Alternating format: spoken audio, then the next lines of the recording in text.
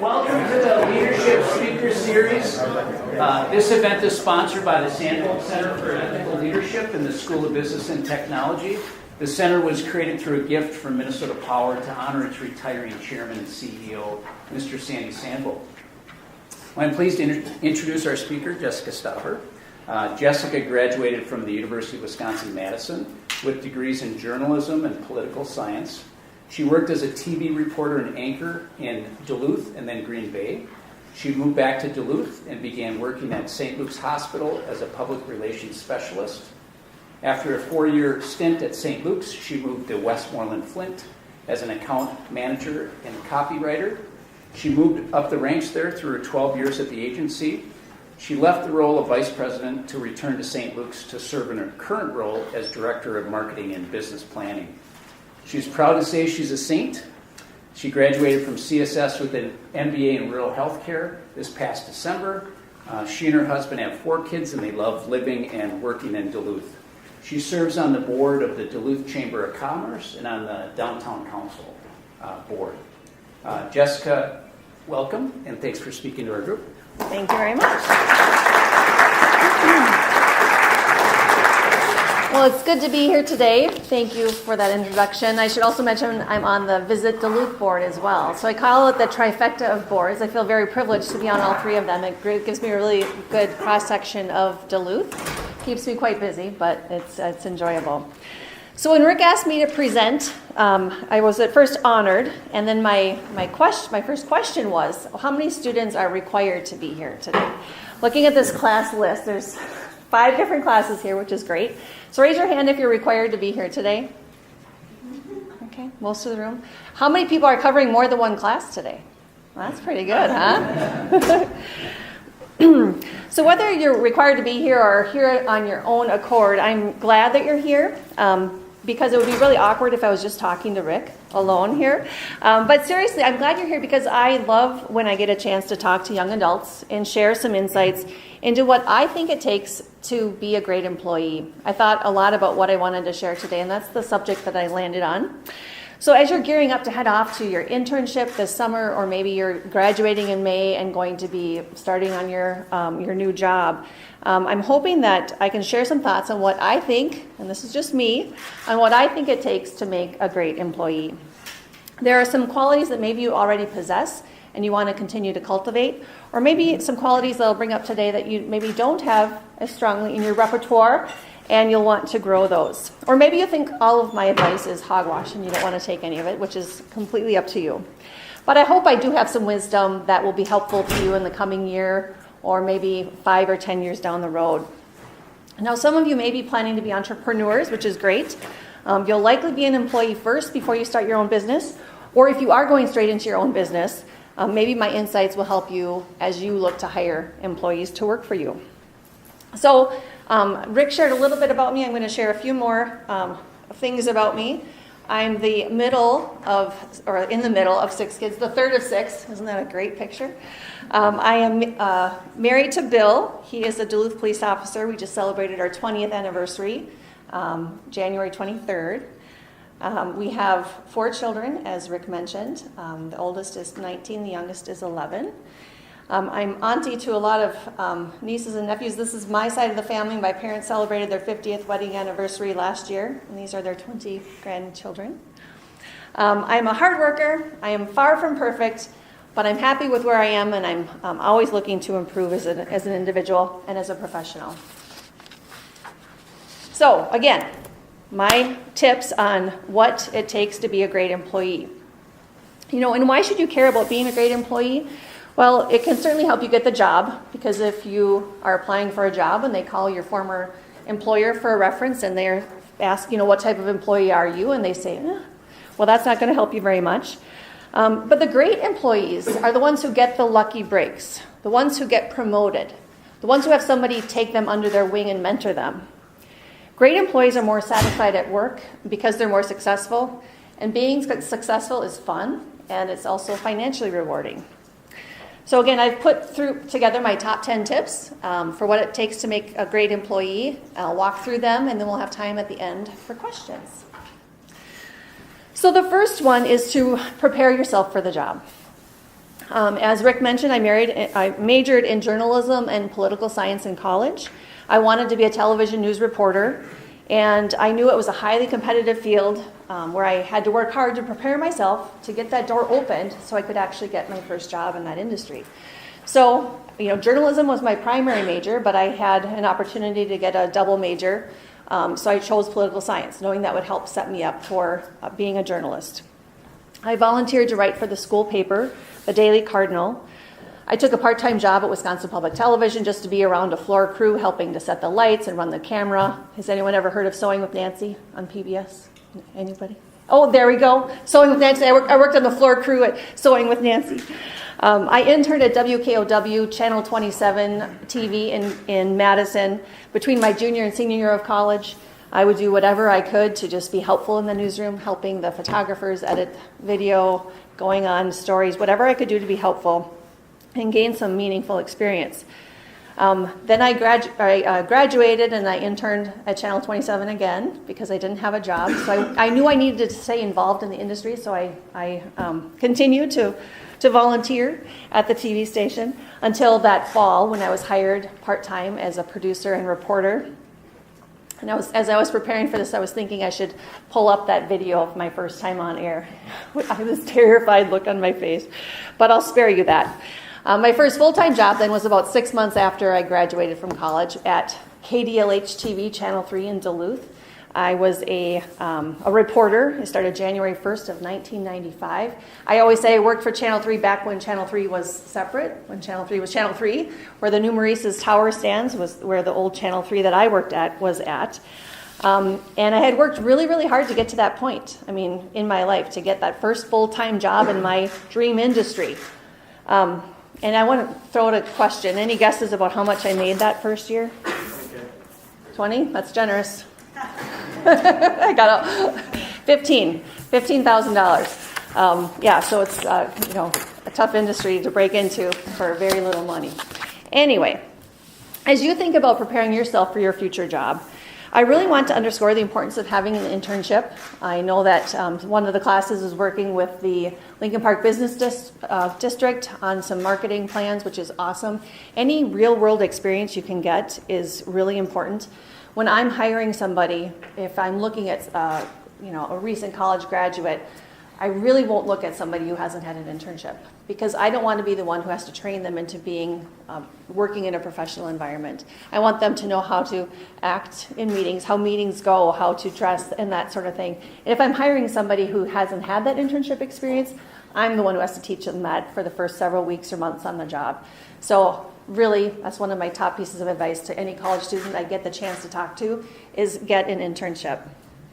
So think about what the job is that you want and what are you doing to prepare yourself right now? What more can you do?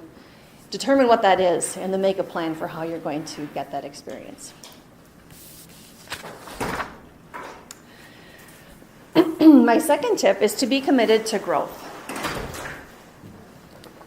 So I've hired quite a few people over the years, and during the interview process, one quality that I'm always looking for is people who want to grow.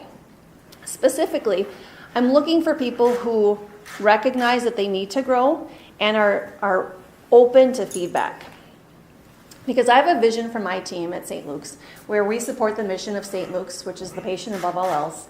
And we, as a department, have to use our resources, which are our people power. There's myself and 6 team members.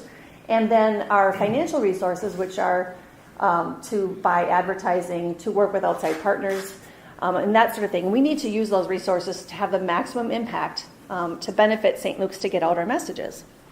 So when I'm doing that, I want to make sure that everybody who's joining this team shares that vision, shares that mission, and knows that they can continue to grow and need to continue to grow to become the best possible team that we can be. So I'm not going to hire a person in the interview process that can't convince me that they have bought into this mission and that they are open to feedback and really truly wanting to grow as an individual through their time at the job. You know, it can be and it often is really hard to start a new job. There's a lot of excitement and nerves, and I've noticed that people tend to get sick when they start a new job. If it's in the cold and flu season especially, you're just worn down because of the stress of it all. So it's sometimes hard to get off to a good start on a new job. And if I have had that conversation with the employee ahead of time as part of the interview process, and they've told me that they're open to feedback, then I've made a commitment myself to give them that feedback. So if we get off on a not so great start, I'm going to sit down with them one-on-one and talk about that. And their reaction is everything, right? They made a commitment to me that they want feedback. I've made a commitment to give them that feedback so they can grow. And that's a really powerful conversation that, in my experience, has gone really well. And has helped that employee feel more engaged with the mission and help them become a bigger part of the team. Whereas if I go to that employee who said that they wanted that feedback and they have all these excuses, are feeling defensive, then it's a different result, right? I'm going to say, okay, that person doesn't want my help to grow as a person and as a professional, so I'm not going to invest my time in that person anymore. And that will be probably the beginning of the end. So, how are you committed to growth? You can go to a day-long seminar, watch a TED Talk, read industry magazines, go back to school for your MBA at the College of St. Scholastica. That's what I did. As Rick mentioned, I graduated just this past December. It is nice. I remember the feeling from when I graduated from college way back of how good that feeling was when you didn't have homework hanging over your head all the time. And I've now re-experienced that the past few months, having much more free time.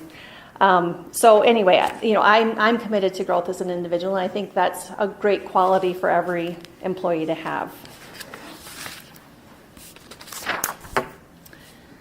The next tip is to be humble. It's not uncommon for young professionals to, know it all, right? And I appreciate young confidence, but it can also come off as young overconfidence. So I would just, in general, say listen more than you talk. And a way to think about this too might be to ask a few questions.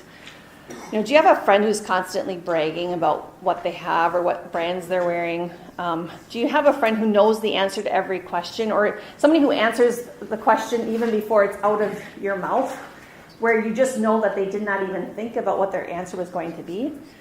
That's what I call a little bit of overconfidence, and just think about how can you listen more and benefit from the experience of those who are around you. Tip number 4 is to take pride in your work. So even though the task may seem small or unimportant, take pride in that task and do your best work. So for example, I once had an employee that I asked to write a press release, and it was a pretty straightforward press release. But when she gave it to me, she said, I drafted this really quickly, so, please clean it up. And what I interpreted that as was, this is a menial task that's below me and I don't want to do it, so you do, you do the dirty work. How does that make me feel as a manager, right? Chris is shaking his head. Or, yeah, Chris, yeah. Shaking his head. Not good. You're right, not good. It was a simple task, but she did not, I think it's just a really simple example of not taking pride in your work. When I'm interviewing or working with an intern, I underscore how important it is to take time to craft even an email, right? A simple email. That could be something really basic sent to me. If they don't have punctuation in it, if they don't sign off on it, if they're abbreviating words, again, it's small things, but everything that you do, especially when you're new to an organization, as an intern or as an employee, is a reflection. It's building up that perception of who you are as an individual, right? So make everything, especially in those initial stages, your best work, because that is going to help you be recognized as somebody who takes pride in your work, somebody they can trust to do more and more and give more and more responsibility to. Because if I have an intern or an employee that can't send me a decent email, how can I trust them to send an email to a client? Another example would be an intern who's asked to make a list of area hotels to deliver urgent care rat cards to, right? So that intern could go online, make a list and put it into a Word doc and email it to me. And that would be doing what I asked, right? But what if that intern instead did that same first step, but put it into a spreadsheet with some more detail about how many rooms the hotel had, and formatted it in a way that would make it really easy to print labels from that spreadsheet? What if she had actually called the hotels to let them know that the rack cards, we were going to be delivering these, and asked if they would be interested to kind of do that, so that when they arrived, they would be more receptive to them? Or even if she offered, I can go ahead and do the mailing, or I can hand deliver the rack cards. What if she offered to check in with the hotels, 3 or 4 weeks later to see how they were going? So I shared this example just to help you start thinking as young professionals, how can you go above and beyond? How can you take pride in your work? Because that's going to make an impression, because the person next to you might not be doing that, right? The person next to you might be doing exactly what they were told. And I'm not saying to go above and beyond and waste time, but it shows that you're taking this little task and you're thinking, right? You're not just doing exactly what you're told. You're thinking about how can I be as helpful as possible, and that really, for me as a manager, goes a long way. So, how many of you have a job right now? Any sort of job? Okay, so a lot of you are working. So, what, if anything, would you have done differently? Again, if anything, would you have done differently or had done better if you had taken more pride in your work? Just want you to think about that for a minute. Was there an assignment or a task that you were given, or maybe part of your regular duties that you do every time you work? What could you have done differently to show more pride in your work? And think about doing that the next time. The next tip is to love what you do. I'll go back briefly to my beginning. I was born in Amory, Wisconsin. I don't think Rick said this. I'm from Hayward, Wisconsin. I'm a Wisconsinite through and through. My parents were living in Amory with my two older siblings when I was born. He was going to summer school at UW River Falls because he had gone to undergrad to be an agricultural education teacher. Started doing that and realized that wasn't what he loved to do. So he decided to go into tech ed teaching. He loved teaching, but not the agricultural part of it. So he was going back for his master's. He had gotten a tech ed job, but had to get his master's fairly quickly to make it happen. So, even though he was raising a young family, having a third child, he didn't love what he did, so he changed his course a little bit. So my message here is to love what you do, because you can't be a great employee if you don't love what you do. If you're doing a task every day, maybe at St. Luke's you're working in a role. Rick and I were talking about patients who, most patients are happy, but not every patient is happy. So if you're in a role where you're dealing with patient complaints all day and you can't stand that, well, that's not the job for you, right? You're never going to be good at a job that you don't love. So I'm not saying, quit on day one if it's not what you expected. You need to give jobs a chance. But thinking about your life, you need to love what you do. And if you love what you do, it'll be really easy to be a great employee. All right, I'm going to take a quick stretch break for all of us. So everybody stand up. We're through tip number 5. So we're going to take a quick stretch break. Okay, we're going to start with a neck roll. Okay, just, roll your neck nice and slow, one way. Does this feel good? Anybody hear any cracking? Any cracking that's alarming? All right, now we're going to reach high.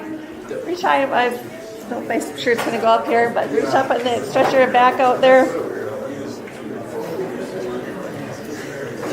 All right, arms across the body. Let's do this one. Going to get that stretch through here.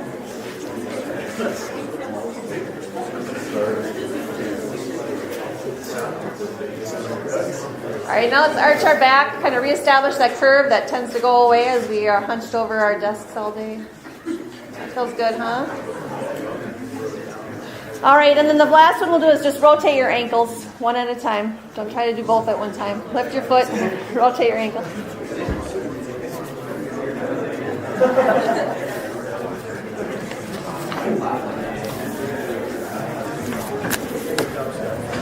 All right, thank you.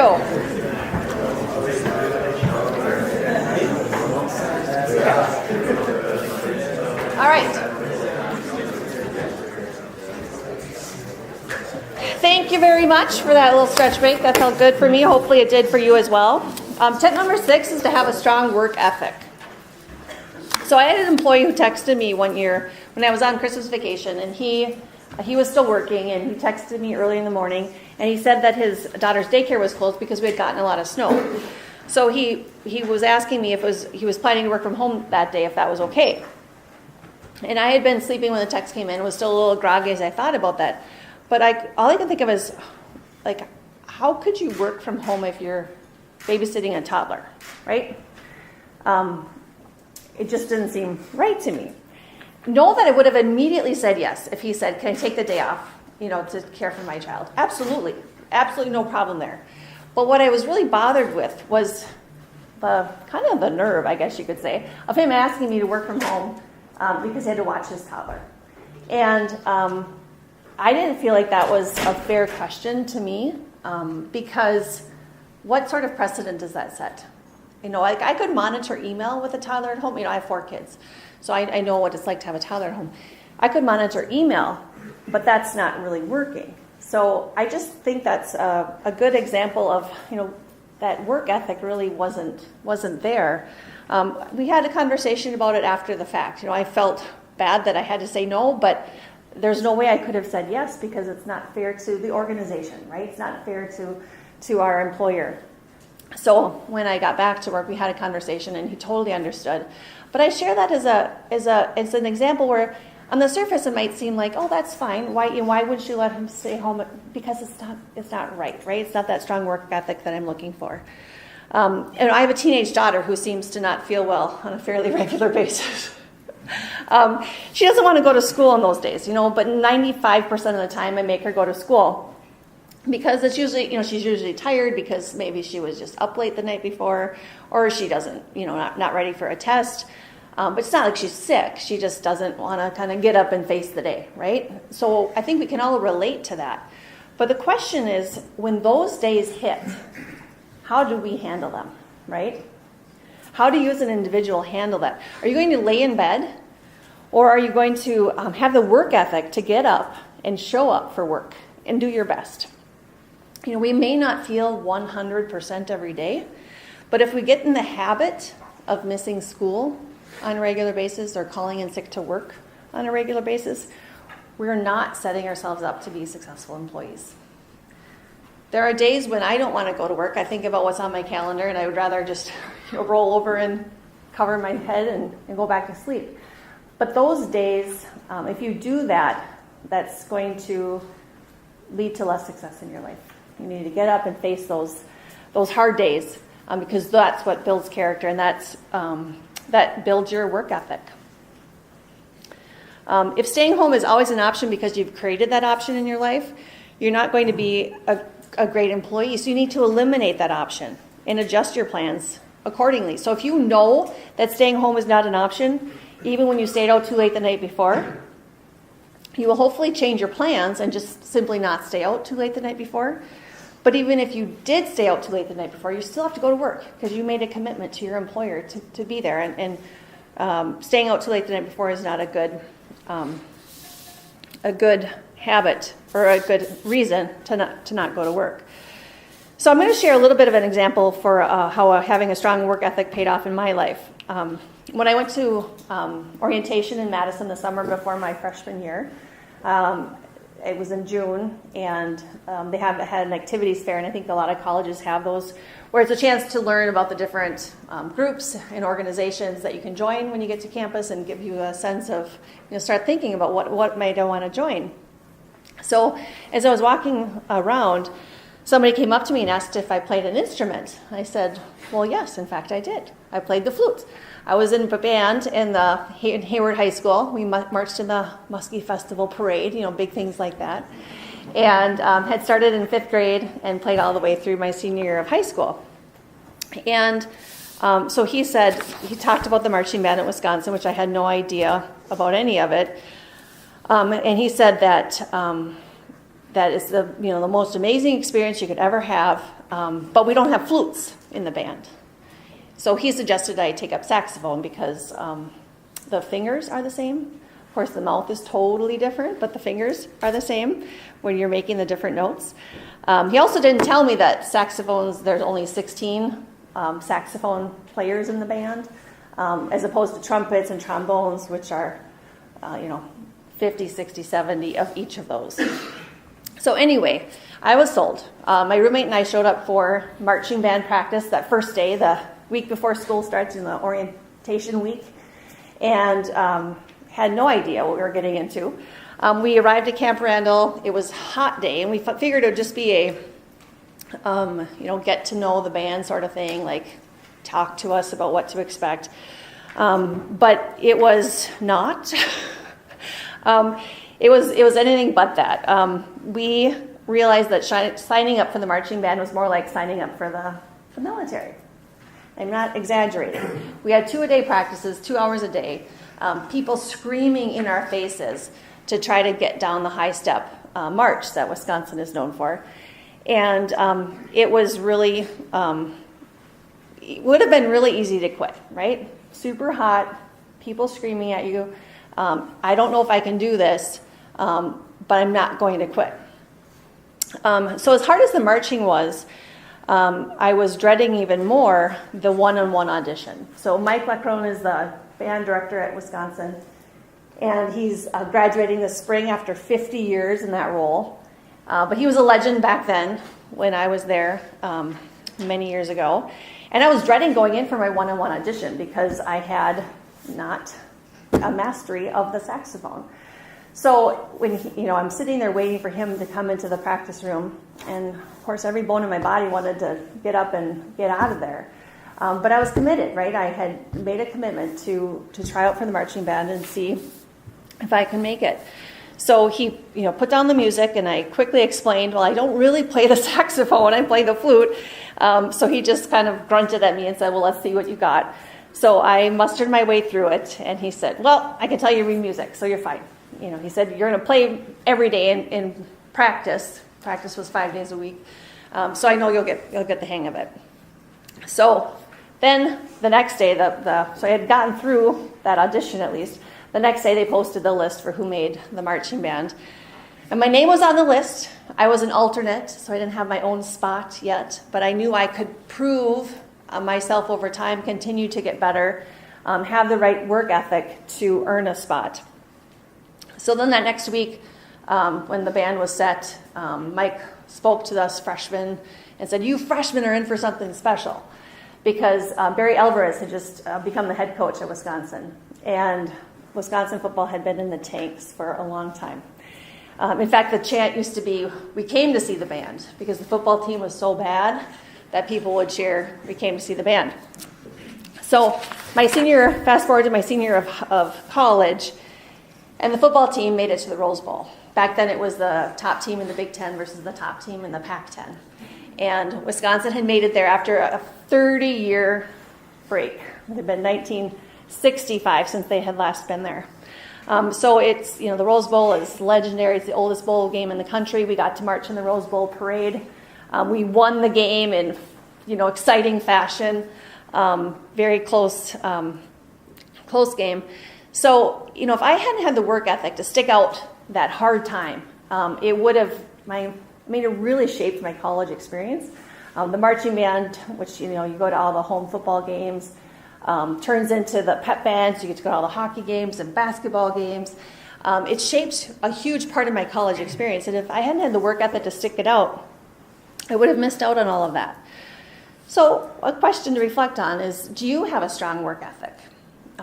Have you ever quit something and regretted it? The next time things get tough, are you going to give up, or are you going to persevere?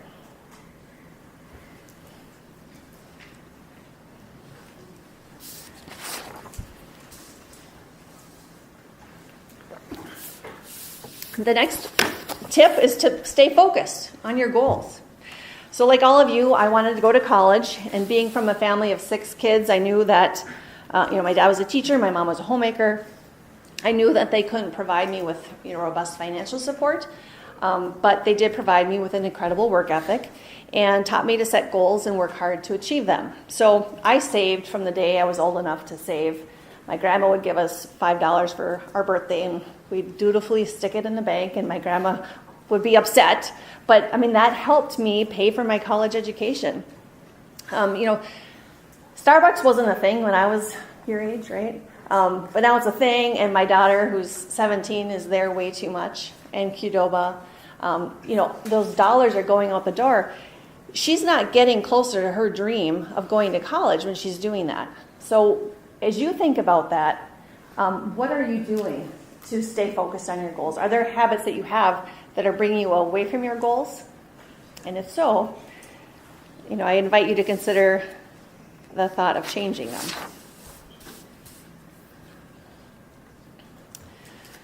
So the next tip, create good habits. Have any of you ever heard of Matthew Kelly? He's a Catholic speaker from Australia. Nobody? Well, hopefully you'll see his name in the next week or so. And you'll listen to his presentation or read one of his books. He's really dynamic. So again, he's from Australia, has a great accent. But more importantly, has a really great message. And a big theme that runs through his presentations is about creating the life that you want. And you do that by creating the habits that lead to the life you want.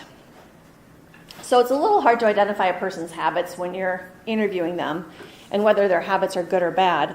But there are some cues that can be picked up, right? So if your habit is always running late, or frequently calling into work sick, or taking longer lunches than you should, or gossiping about coworkers and friends, or working half-heartedly on Fridays because you're more focused on your weekend plans, or spending more time texting during the workday than you should, when you should be maybe cleaning if there's no customers, but instead you're texting or watching Netflix on your phone. So those habits will lead to a certain type of life, right? Maybe you'll have some instant gratification, but are those habits getting you closer to the life that you want? That life may likely be the one that doesn't lead to those lucky breaks, right? It seems that others are always getting the promotions that you wanted, or your friends don't seem like true friends because you just know they're talking about you behind their back, or behind your back, or you'll be stuck at a dead-end job. So what are your habits? Matthew says, if you tell me what your habits are, I'll tell you what your life is like. When I heard that, I thought, oh, okay, I have some good habits, right? So I thought of those good habits, and then I thought about the bad habits that I had. And I think it's a good question for all of us to reflect on. What are our good habits? What are our bad habits? And which ones are we willing to change to become closer to creating the life that we want?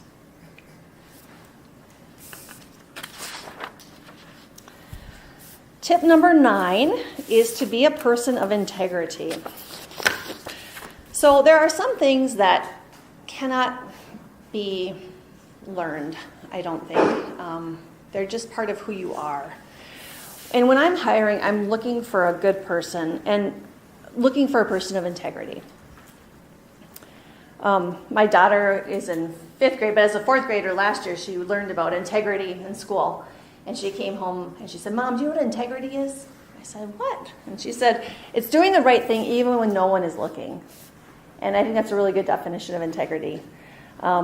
So, I hire good people. I try to hire good people. People are made of the right stuff and have good hearts. And I know they'll be incredible employees. I am not going to hire an engineering major to work in a, writing role. But if I will hire an English major who has the right heart that I'm looking for, even if they don't have the exact experience I'm looking for.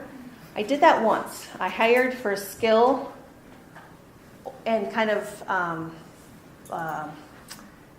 set aside what I thought was maybe some personality issues. But she was really smart, right? Really skilled in marketing. And that was the biggest hiring mistake I ever made, because she didn't have a good heart. So be a person of integrity. I once hired a person who lived about an hour away from Duluth. She had been working at another company in Duluth and commuting, so I knew she was comfortable with the commute and was, adjusted to it, which was good. But during the interview, she offered to me that my family and I will be moving to Duluth within the year. And she was absolutely, she convinced me. And it wasn't a condition of her employment, but she made that commitment to me, right? She openly made that commitment to me, so I took her at her word. I thought she was a person of integrity. So several months had gone by. It might have even been getting close to the year mark. And I don't remember how it came up, but she casually just threw out in the office, "Oh yeah, I'm not moving to Duluth." And she just kind of went along with her day. And, maybe you're thinking, what's the big deal? But for me, it was a really big deal, right? She had made a commitment to me, and she just disregarded it like it was no big deal. When I make a commitment, I'm a person of integrity, so when I make a commitment, I'm going to follow through on that. And I understand that things change, right? So I would have totally understood and respected if she had come to me and said, "Jessica, can we talk? I want to talk about this commitment that I made to you about moving to Duluth. My family situation has changed. I don't think it's going to be best for us anymore. I'm sorry. I hope you understand." That would have been just fine. I would have understood. But when she threw away a promise, like she was throwing away a piece of gum, that told me a lot about who she was. That's not a person of integrity, in my opinion. So another element of integrity is to always tell the truth, right? There's times when we don't want to tell the truth. Maybe we broke something at work. Maybe we were out, we overslept. We don't want to admit that to our boss. But always tell the truth. It's a really simple rule to live your life by. Just always tell the truth. My husband sometimes will say to our kids, "Why are you lying when the truth would fit in better? Just tell the truth."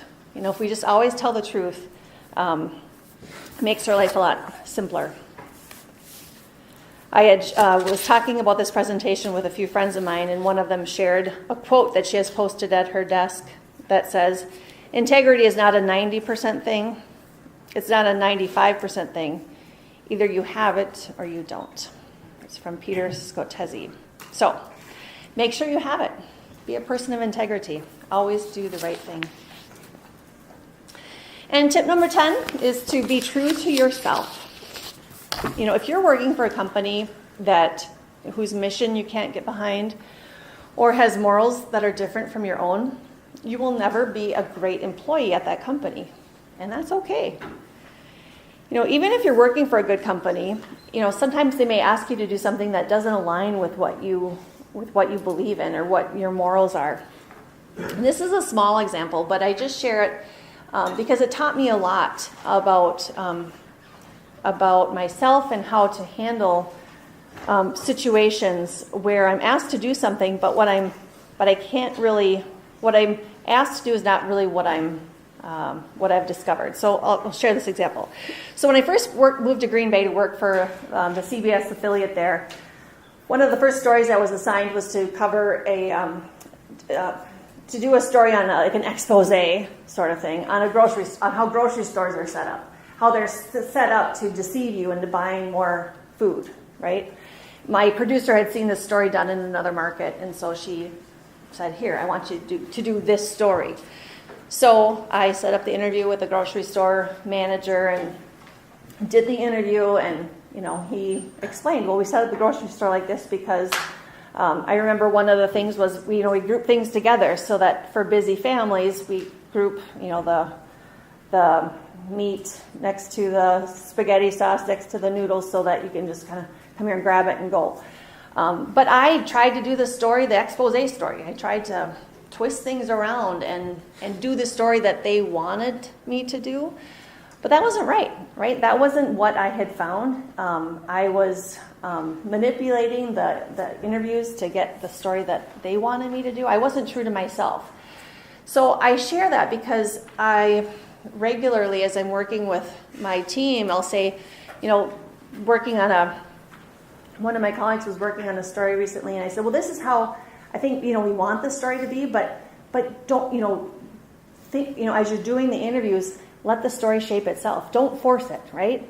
So have enough confidence, and hopefully you'll work for a company that wants you to do the right thing, and gives you that freedom to not just do the story, do what you're told, but to do what's real.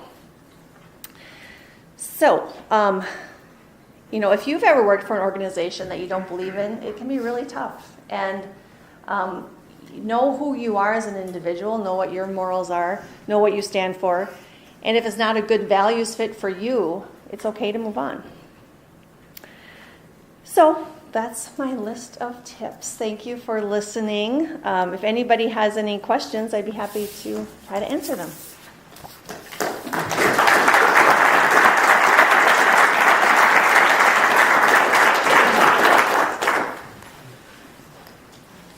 Questions? Does anybody get extra credit if they ask a question? No, apparently you do. I see their teacher's heads nodding.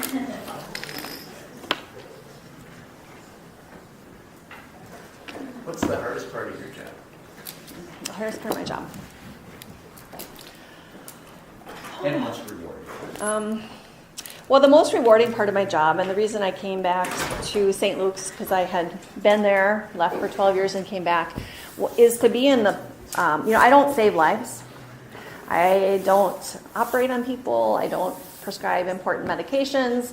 But I can tell people in our region about the great care that St. Luke's provides. So it's a real privilege to be in that position and to help all of you consumers see what St. Luke's has to offer and help you make a choice to choose St. Luke's for your health care. So that's the most rewarding. Building my team over the last 5 years has been rewarding as well. And, again, as I mentioned earlier, just that vision and mission that we have for our department to support St. Luke's. The hardest part is probably there's just so much to do, right? There's always lots of people who want your expertise, who want their project or initiative to be the most important one, and to really staying focused on what's most important, and to align our resources accordingly. It's hard to say no. You want to help everybody, and every program at St. Luke's is good. So just prioritizing and not trying to do too much. Yes? Before you get your career path rolling, do you suggest having multiple internships throughout the years and different jobs, or sticking through with just one for a certain amount of time? Or so, do you want to play the field, or do you want to stay with one company? That's a good question. I think it would depend on if you're with a company that you're interning with and you feel like if you return there to intern, you had more to learn, then I think that could be a good choice. But I would probably lean more towards getting a different internship, like your second summer, for example, because you will learn, you'll get a better sense of how a different culture operates. And every company, I'm sure you talk about this in your classes, has a culture, and you'll get a better sense for how different companies' cultures work and different structures. And this company does things this way, this company does things that way, and it gives you just a broader experience. Yes. What made you switch fields? Good question. It was a really, really, really tough decision in a lot of ways, but I got engaged to my husband now, who was living in Duluth, and he was absolutely willing to move to Green Bay. But I decided that, I thought I'd be in broadcast journalism forever. And 4 years into my career, I did a lot of soul searching and realized what was most important for me, which was having an 8 to 5 job, not a 10 to or 2 to 11 p.m. job, or a weekend job, or an early morning job. Having more predictable hours and being closer to my family. Many of them still live in Hayward, so I vividly remember crying but it was like a cleansing, and I've never regretted it ever. It's been a wonderful career change, and I'm very fortunate in that I've always been able to look forward and never look back and regret. Yes. So you talked about being a good employee. Is there any tips you have for being a good applicant to job? Like, is there anything that really stands out to you as looking for people to hire as an intern or as another employee? Yeah. Well, a fresh example is that I just got an email from an acquaintance, and it was a mom looking for an internship for her daughter. I thought, well, that doesn't strike me really positively. I'm sure you've heard about this. Just, a cover letter with a typo in it, a cover letter that is poorly written, drives me nuts. When I think this internship or this job would be really good for me because it would give me great experience. And I'm like, I appreciate that. An internship should be good for the intern, but think about it from the employer standpoint. What do you have to offer that employer? What experience do you have? What abilities do you have that you can offer? So make sure you're not making it all about you. That's a pretty common mistake I see in cover letters for internships. And like I said, I'm not trying to say I don't care about you as an individual, and no company should ever do an internship program if they're not committed to helping that student learn and grow, but it should be a mutually beneficial experience. And it doesn't hurt to know somebody, so I kind of, was just using that example. But, more and more, there's fewer and fewer applicants in general, so it's easier to stand out. But in the past, 10 years ago, when I would get lots of applications for a job, it would be really, which one rises to the top. If you have a friend who says, oh, check out so-and-so's resume, then I would. It helps, draw some attention to that resume versus that just getting lost in the crowd of resumes. Yes? How much intern experience do you generally require when you're considering a job applicant? I would say, 3 months would be great. It doesn't need to be 6 months or a year. It needs to be enough that it shows me that you recognize that you needed that professional experience to hone your skills more, to get, go from the classroom learning to the real world learning. So I think 3 months would be great. Yes? You talked about reflecting on your habits, good and bad. If you don't mind sharing, what's a bad habit you've had that affected your professional life, and how did you this help? Well, goodness. We never like to admit our faults, do we? How can I answer that? I don't know. It's okay if you need to think. Do you feel like you overcommit to things? That's very true. Tony knows me. He knows me, so he knows it. Yeah. My 3 boards that I'm on. It's really hard for me to say no. It's really hard, and I love being involved, and so then I justify that. Well, I love to be involved, and I have something to offer, so I'm gonna say yes. So that's a bad habit that I need to change. Thank you, Tony. Thank you. I just have a question on your career. It sounds like you kind of took on the position at St. Luke's around the time when Essential was starting to get really big. So what sort of marketing strategies did you use to get St. Luke's kind of, up to the level that Essential's at, since Essential is so much bigger? Got it. Are you Aria? Yeah. Okay. Hi, Aria. Hi. I know her parents. When I moved to St. Luke's, it was a new position. There was the marketing was managed from a vice presidential level. There wasn't a director. So it was a real opportunity for me to focus full time on running the marketing department, marketing and business planning. And I really reallocated a lot of our resources that we had. We were working with the Twin Cities ad agency and really outsourcing a lot of our work and not using those dollars efficiently.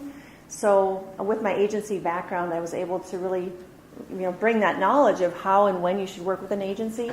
You should work with an agency on day-to-day newsletter communications, that are internal newsletter communications, those should be done internally because we know the pulse of the organization. We were working with them on every single flyer that we had. So one of the things I did was hire a graphic designer to work in-house so we could have a lot more economical flyers made, much faster turnaround. So our budget really hasn't increased, maybe a little bit, but it hasn't increased too much over the years. But I feel I'm very proud of how we're using the dollars to make a bigger impact in the market. Thank you.